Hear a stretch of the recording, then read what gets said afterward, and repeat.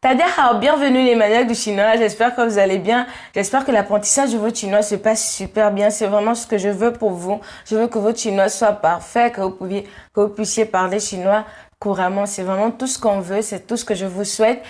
Aujourd'hui, comme vous l'avez vu dans le titre de la vidéo, nous allons parler de comment retenir, mémoriser nos caractères chinois.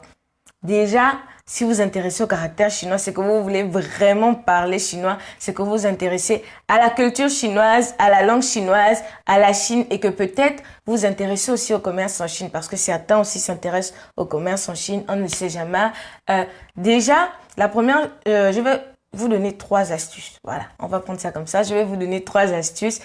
La première astuce, c'est il faut vraiment être patient. Il faut vraiment être patient envers vous. Il faut être patient envers la langue chinoise. Surtout si vous n'avez jamais étudié le chinois avant. Moi, quand j'ai commencé à étudier le chinois, j'avais jamais étudié le chinois de ma vie. J'avais jamais lu, je sais pas, lu un caractère chinois. J'avais jamais pris un cours. Et même quand je suis venue, j'ai même pas regardé sur le net comment étudier la langue chinoise, comment étudier les... J'ai même pas pris en fait, connaissance en fait de la langue que j'allais étudier et je suis venue comme ça en fait.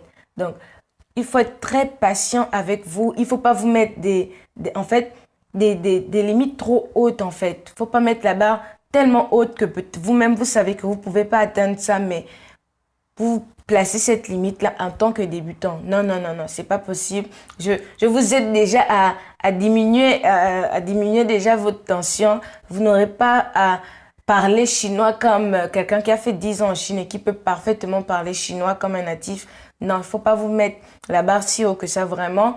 Il faut être patient envers vous. Il faut vraiment être patient envers vous. Et déjà aussi, dans la patience, il y a aussi les raisons pour lesquelles vous voulez apprendre le chinois. Selon ces raisons, vous saurez vous-même si vous allez retenir ou si vous n'allez pas retenir en fait. Il faut pas étudier le chinois pour vous dire, bon, je vais faire 2 mois en Chine, je vais aller en congé en Chine pendant 2 mois et après ces 2 mois, je vais plus étudier ce chinois, je vais le jeter, il va plus me servir à rien. Si vous pensez comme ça de la langue chinoise, oh, laissez-moi vous dire, le chinois ne va pas vous faire des cadeaux.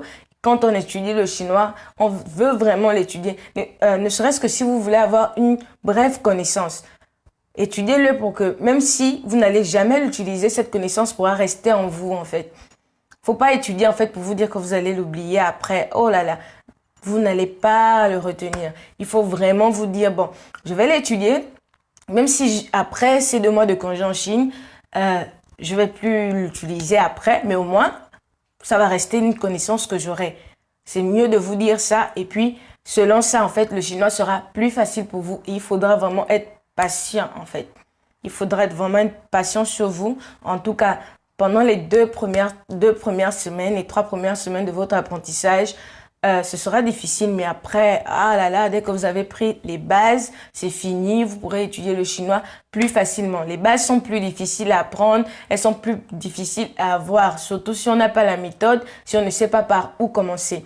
Mais c'est pour ça que je vous dis, les 2-3 premières semaines seront difficiles. Mais après, ce sera facile, vous allez parler vraiment chinois comme un chinois. Et lorsque vous allez même parler avec un chinois, ils seront vraiment surpris. Les chinois le font souvent. Ils disent, oh, ni de zhong ha. En fait, pour dire que votre chinois est bon, il est vraiment bon. Et les chinois aiment vraiment dire ça aux étrangers, que leur chinois est bon, même quand il n'est pas bon. C'est souvent pour encourager, en fait, pour que vous puissiez aussi vous améliorer et que ça puisse aussi vraiment vous aider à vous améliorer, à augmenter le rythme en fait dans votre apprentissage. La deuxième astuce, c'est étudier vos caractères chinois régulièrement. Moi, je peux étudier 100 caractères en une journée. Ça, c'est moi, c'est pas vous. Vous n'êtes pas obligé. Tu n'es pas obligé. Ah, vraiment, je t'enlève cette pression-là. Tu n'es pas obligé d'étudier 100 caractères comme moi. Moi, je peux le faire parce que j'ai étudié chinois. C'était vraiment difficile. J'étais vraiment en guerre parce que je devais le faire. Je devais étudier les caractères chinois pour pouvoir étudier dans une université en Chine. Ça, c'est moi.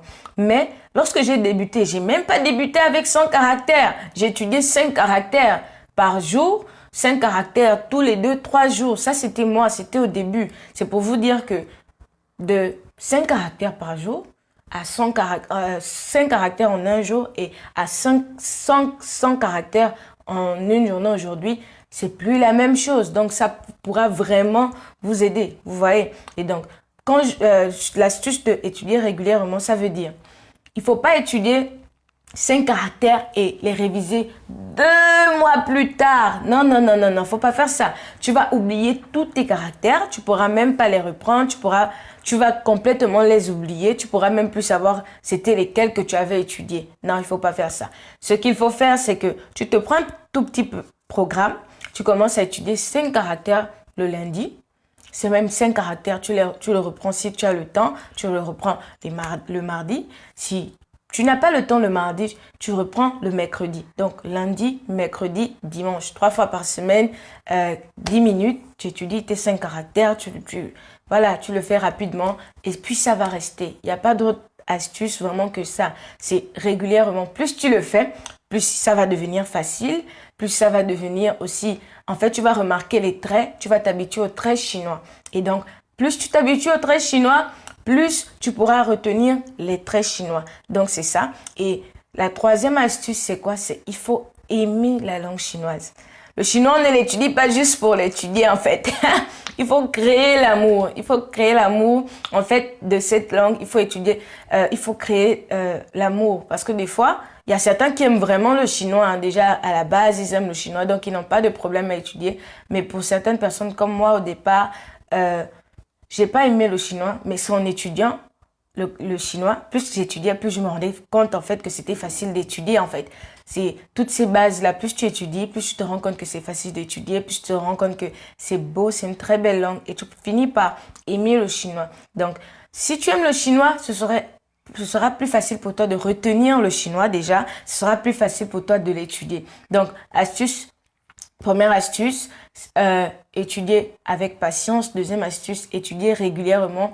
Troisième astuce, aimer ce qu'on fait, aimer la langue chinoise. J'espère que cette vidéo t'a plu. Si elle t'a plu, n'oublie pas de mettre tes questions en commentaire. Ça me ferait plaisir. Et puis, si tu mets tes questions en commentaire, je pourrais faire une autre vidéo aussi pour t'aider. Hein. C'est vraiment pour toi. Je lis tous vos commentaires. Et puis, on se dit à la prochaine vidéo. Zai tian!